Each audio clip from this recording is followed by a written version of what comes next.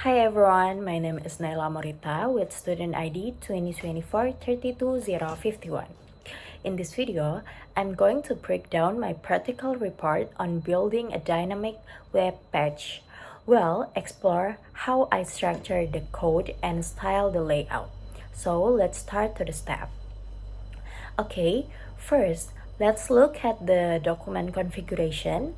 I set the language attribute to ID since the main content is in Indonesian.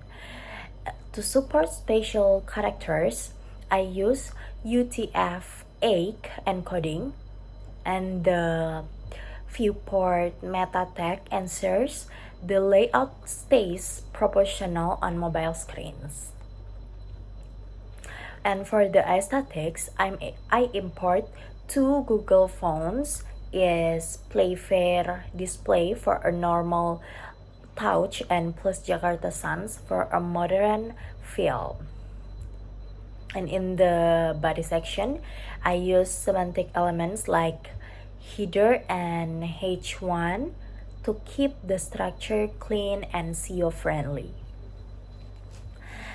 Okay, moving to the content, I use a recurring class called section item to keep the information hierarchy consistent.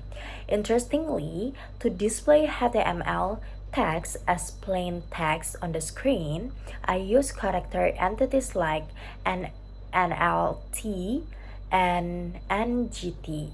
So the browser doesn't execute them as code.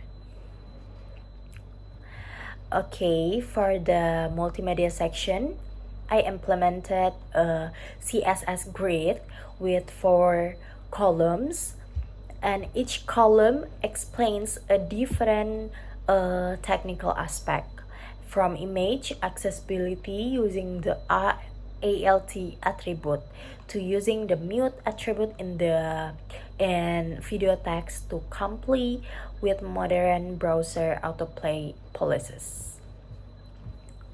Okay, and the most crucial part is the verification form.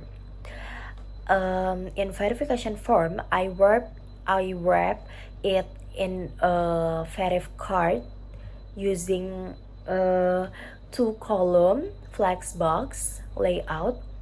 And notice the form tag, I added the no validate attribute here.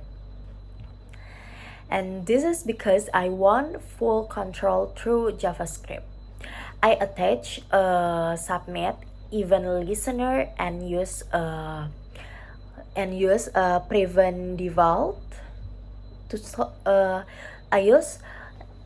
prevent default to stop the page from refreshing.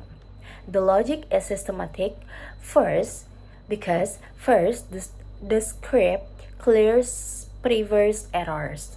Then, using regular expressions, aka regex, it checks if the name contains only letters and if the student ID or name is a maximum of 9 digits. If the data is invalid, the error field class is triggered visually.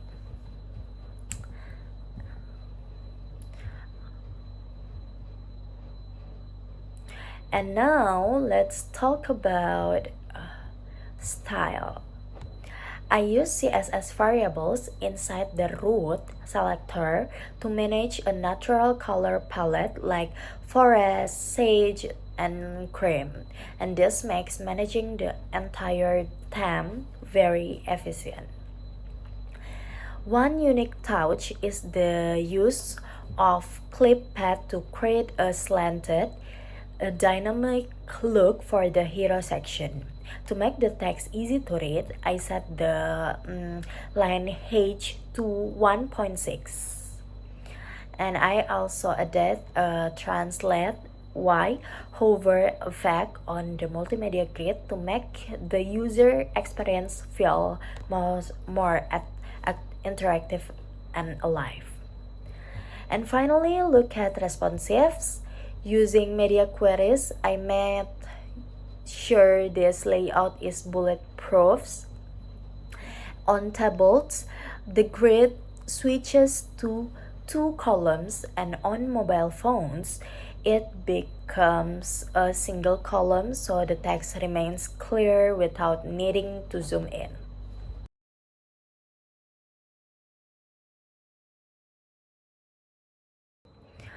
And here is the final result of the website. The website is now live on GitHub, and I also show you how it looks and feels on a mobile device.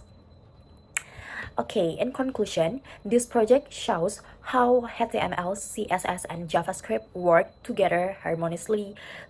Thank you so much for watching my explanation. See you in the next project. Bye.